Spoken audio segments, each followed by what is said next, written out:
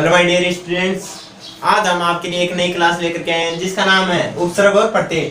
और इसको इंग्लिश में क्या कहते हैं? प्रीफिक्स तो कहते हैं उपसर्ग को और सुफिक्स कहते हैं प्रत्यय को। तो इससे पहले पढ़ाने से पहले मैं आपको एक थोड़ा बता देता हूँ। जो मेहनत से पढ़ता है उसका कद भी बहुत बढ़ता है। जो मेहनत से पढ़ता है उसका कद भी बहुत बढ़ता है। तो देखिए इसी के साथ उपसर्ग आपके पहले मैं आपको एक उपसर्ग बता देता हूँ। उपसर्ग किसे कहते हैं? उपसर्ग के उदाहरण बता देता हूँ। तो देखिए, जो शब्दांश किसी शब्द से पहले लगकर नए शब्द का निर्माण करते हैं। जो शब्दांश किसी शब्द से पहले, आप कोई भी शब्द ले लो, जैसे ये ले लो अमर, अब इससे पहले लगकर किसी नए शब्द का निर्माण करते हैं। अब ये है मर के पहले हमने ए लगा दिया, तो ये ए लग करके एक नए शब्द का निर्माण करें अमर का, तो एक नया शब्द हो गया। तो उसे क्या कहते हैं? उपसर्ग कहते हैं। अब उदाहरण देख लो, ए प्लस मर अमर, उप प्लस शब्द, अब शब्द के आगे उप लग गया तो एक नया शब्द बन गया उपशब्द। अब जान से पहले ए शब्द लग गया तो अनजान बन गया एक नया शब्द। अब टल से पहले ए शब्द लग गया तो अटल हो गया। ऐसे ही कमजोर हो गया, निडर हो गया, स प्लस फल सफल हो गया, पर प्लस दादा परदादा हो गया। तो अब इस साइड में मैंने उपसर्ग लिखे हैं और इस साइड में इन उपसर्गों के अर्थ लिखा है और इनका उदाहरण भी बताया हुआ है। तो ये देखिए, ए का अर्थ क्या होता है? अभाव। अध का अर्थ क्या होता है? आधा। अन का अर्थ क्या होता है? अभाव। अन का और ए का एक ही अर्थ होता है, अभाव और अभाव। अब उनका क्या होता है? एक कम। उनका एक कम। अब कु या कै या कु का बुरा, चो का चार और बिन का बिना। अब देखिए इनके देख लीजिए उदाहरण भी। ए का ए शब्द किसके आगे लगेगा? जब जान से आगे ए लग जाएगा तो अनजान हो जाएगा, और बाघा से पहले ए लग जाएगा तो ए बाघा हो जाएगा। ऐसे ही अधखिला, अधजला, अनजान, अनपढ़, उपचास, 19, कपूत, कुचाल। अब चो किसे कहते हैं? चार। चौमासा, 4 मासों का समूह है चौमासा। चौराहा, 4 रास्तों का समूह है चौराहा। बिन मिस बिना, तो बिन मांगा बिना मांगे, बिन बात बिन कोई बात। अब हम देखते हैं उपसर्ग की विशेषताएं।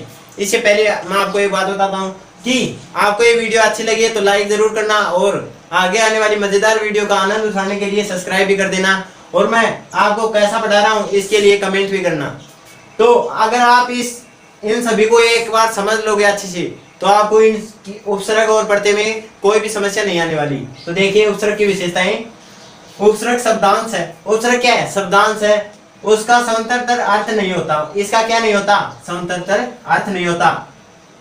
उपसर्ग किसी न किसी अर्थ को प्रकट तो करता है। उपसर्ग किसी न किसी अर्थ को प्रकट तो करता है, किंतु अलग से प्रयोग नहीं किया जाता।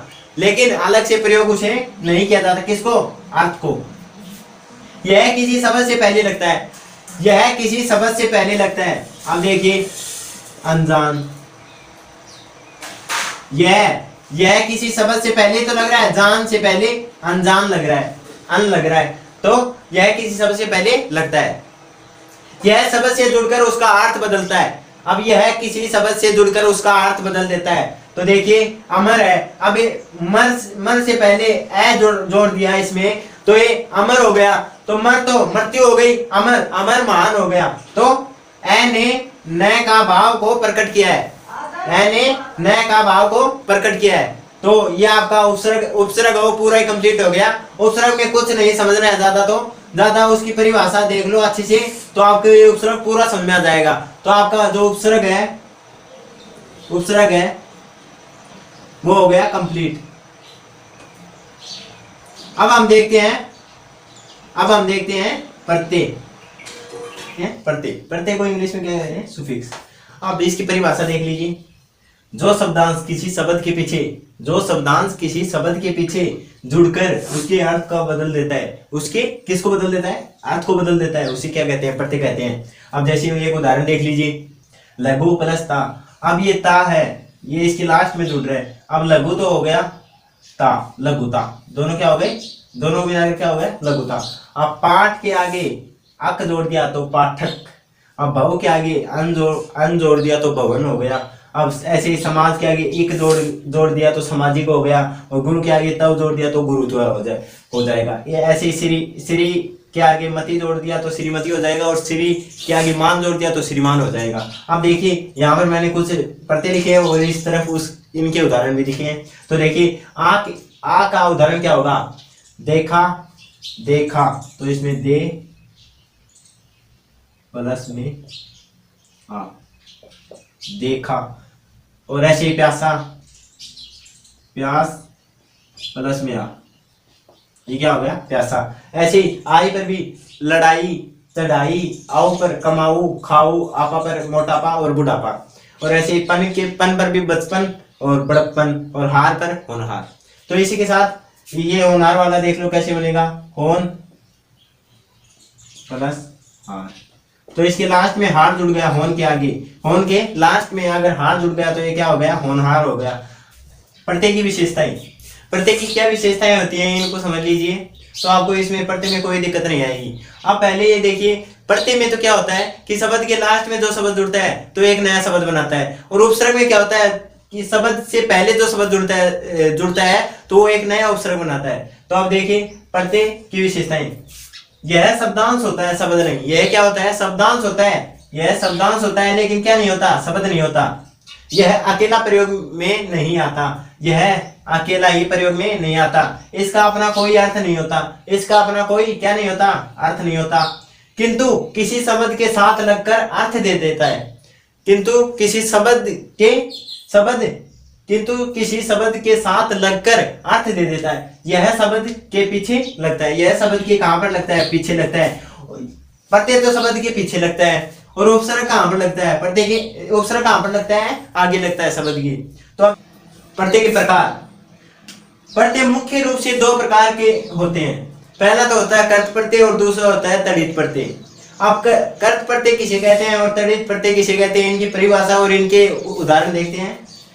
क्रिया के साथ लगने वाले प्रत्यय कर्त प्रत्यय कहलाते हैं। इसमें सिर्फ आप ये याद कर लो, क्रिया के साथ लगने वाले प्रत्यय ही क्या कहलाते हैं, कर्त प्रत्यय कहलाते हैं। जैसे किसके साथ लगने वाले, क्रिया के साथ लगने वाले प्रत्यय, उसे क्या कहते हैं, कर्त प्रत्यय कहते हैं। जैसे आ का ही देख लो, दौड़ा, नाचा, गाया। तो आप देखिए तड़ित प्रत्यय, कर्त प्रत्यय तो हमने देख लिया। अब तड़ित प्रत्यय किसे कहते हैं, संज्ञा, सर्वनाम, विशेषण, संज्ञा, सर्वनाम और विशेषण आदि शब्दों के साथ लगने वाले प्रत्यय तड़ित प्रत्यय कहलाते हैं। इन तीनों की मैंने क्लास भी बना ली है, और आप YouTube पर देख भी सकते हैं इनकी क्लास। तो आप देखिए इन्हें क्या कहते हैं, तड़ित प्रत्यय कहते हैं।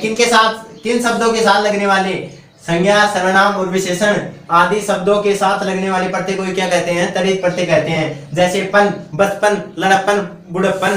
तो ये क्या हो गए, पन के उदाहरण हो गए, और तड़ित प्रत्यय के भी। तो ये कर्त प्रत्यय और तड़ित प्रत्यय आपका कंप्लीट हुआ। इसी के साथ आपका उपसर्ग और प्रत्यय भी कंप्लीट हो गया। तो अगर आपको वीडियो अच्छी लगी तो लाइक करें एंड शेयर करें, और आने वाली मजेदार वीडियो का आनंद उठाने के लिए सब्सक्राइब करें। Thanks for watching.